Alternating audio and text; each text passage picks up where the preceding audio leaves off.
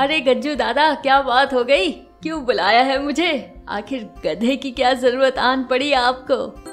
आप सुन रहे हैं स्टोरी विद अनवी। चालाक गधे की कहानी।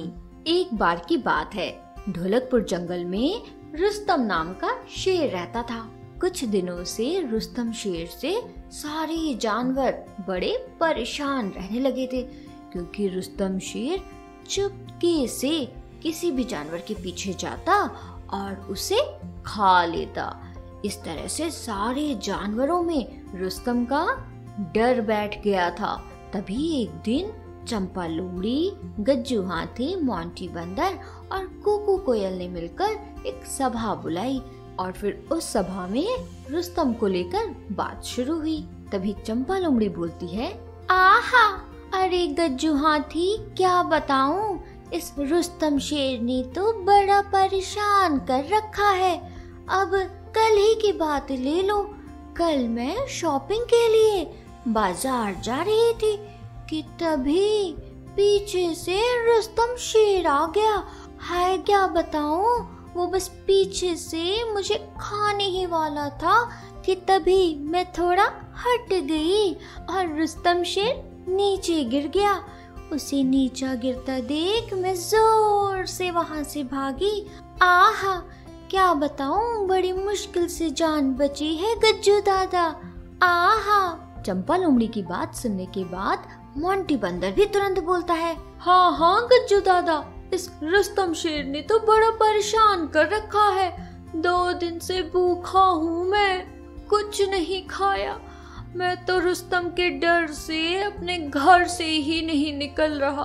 अगर ऐसा ही रहा तो बड़ा मुश्किल हो जाएगा इस ढोलकपुर जंगल में रहना।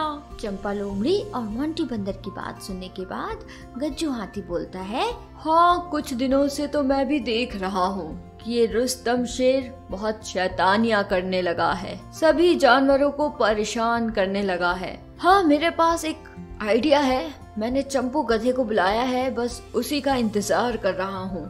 आ जाए तब मैं आप सबको वो आइडिया बताता हूँ। गज्जू हाथी इतना बोल ही रहा था कि तभी उसे चंपू गधा आते हुए दिखता है और फिर चंपू गधे को आते देख गज्जू हाथी बोलता है, अरे अरे अरे, वो देखो आ गया चंपू गधा। आओ भाई चंपू गधे आओ, तुम्हारा ही इंतजार हो रहा था, जल्दी आओ, बहुत जरूरी बात कहनी है। गज्जू हाथी की बात सुनकर चंपू गधा मुस्कुराता है और सबसे कहता है, अरे गज्जू दादा, क्या बात हो गई? क्यों बुलाया है मुझे? आखिर गधे की क्या जरूरत आन पड़ी आपको? बताइए जल्दी। इसके बाद गज्जू हाथी सारे जानवरों को अपने पास बुलाता है और उन्हें अपना आइडिया बताता है। सारे जानवरों को गज्जू हाथी का आइडिया बहुत पसंद आता है और फिर सारे जानवर उसकी हाँ में हाँ मिलाते हैं और फिर सभा खत्म होती है और चंपू गधा सीधे रुस्तम शेर के पास जाता है और उससे कहता है, महाराज की जय हो, क्या हाल चाल है महाराज आपके? रुस्तम शेर चंपू गधे को देखकर बहुत खुश हो जाता है और उससे कहता है, आहा, वाह भाई वाह चंपू गधे, क्या कहने हैं तुम्हारे। आज तो मेरा शिकार मेरे सामने खुद आ गया। वाह वाह वाह, बहुत ही जोरों की भूख लगी थी भैया। वाह, आज तो तुम्हें खाकर मजा आ जाएगा चंपू गधे। तभी चंपू गधा शेर की बात सुनकर डर जाता है और डरते डरते शेर से कहता है, अरे अरे महाराज, अगर आप मुझे नहीं मारेंगे तो मैं आपके बहुत काम आने वाला हूँ। चंपू गधे की बात सुनकर शेर जोर जोर से हंसने लगता है और बोलता है, एक मूर्ख गधा, भला मेरे किस काम आएगा। तभी चंपू गधा फिर से कहता है, महाराज, आप जंगल के राजा हैं, दूर दूर के जंगलों में भी आपकी चर्चा है, फिर भी आप पैदल चलते हैं, ये अच्छा नहीं लगता। आपकी अपनी सवारी होनी चाहिए। आप ऐसा करिए कि एक मुकुट पहन लीजिए और फिर मेरी पीठ पर बैठ जाइए। आपको जहाँ जाना होगा मैं आपको ले चलूंगा। इससे आपकी इज्जत और बढ़ जाएगी और आसपास के जंगलों के जानवर भी आपसे डरने लगेंगे। शेर ने सोचा, चंपू गधा बात तो सही कह रहा है, मैं इतना बड़ा राजा हूँ और पैदल चलता हूँ, क्यों ना गधे की बात मान ही लूं। उसके बाद शेर चंपू गधे को हाँ बोलता है और चंपू गधा उसके लिए जल्दी से एक बढ़िया सा मुकुट लेकर आता है और फिर वो मुकुट शेर को पहना देता है। और शेर जैसे ही मुकुट पहनता है उसको लगता है कि वाह, अब तो वो सच में एक बहुत बड़ा राजा बन गया है, उसे अब पैदल बिल्कुल भी नहीं चलना चाहिए। इसके बाद अब से जब भी रुस्तम शेर को कहीं भी जाना होता तो वो चंपू गधे की पीठ पर बैठ जाता और चंपू गधा उसे लेकर उस जगह तक पहुंच जाता। ऐसे ही कई दिनों तक चलता रहा। शेर को कभी भी कहीं जाना होता तो सीधे चंपू गधे को बुलाता और फिर उसकी पीठ पर बैठ जाता। और फिर जब रुस्तम शेर को भूख लगती तो चंपू गधा कुछ छोटा मोटा खाने का सामान लाकर उसे दे देता। शेर इससे बड़ा खुश रहता। फिर ऐसे ही कई दिन बीत गए तो एक दिन चंपू गधा अपनी पीठ पर बैठाकर शेर को लेकर जा रहा था कि तभी बीच रास्ते में उसे मोंटी बंदर, गज्जू हाथी और चंपा लोमड़ी बैठे मिले। तभी चंपू गधा थोड़ा इधर देखता है और थोड़ा उधर देखता है और मौका देखते ही शेर को अपनी पीठ से गिरा देता है।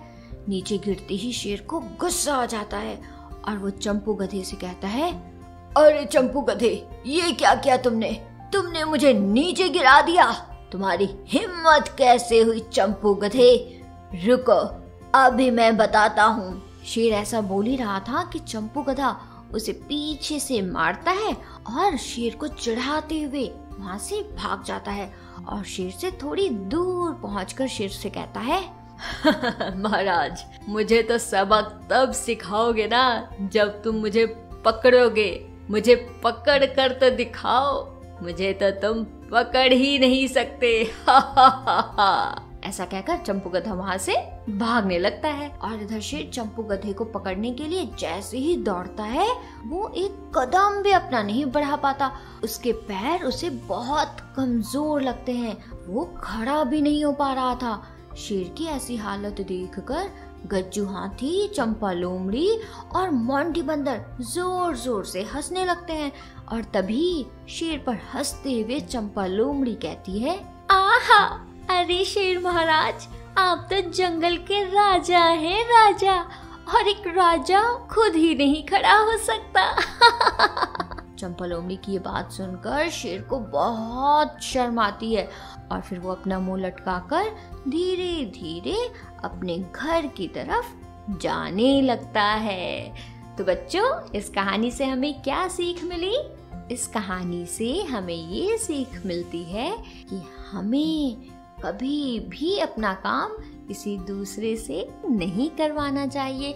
हमें अपना सारा काम खुद ही करना चाहिए। अगर हम अपने काम के लिए किसी दूसरे पर डिपेंड रहेंगे तो कभी ना कभी हमारी हालत रुस्तम शेर के जैसे भी हो सकती है, समझे? आप सुन रहे थे स्टोरी विद अनवी के साथ।